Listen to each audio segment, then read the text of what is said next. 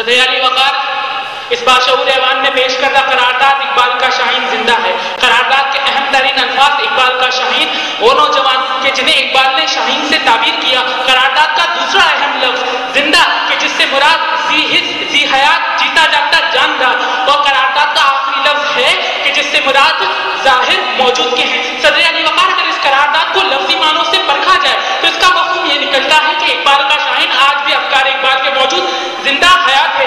صدر علی وقار اقبال کا شاہین زندہ ہے تو رائے حارث منصور کی صورت میں زندہ ہے،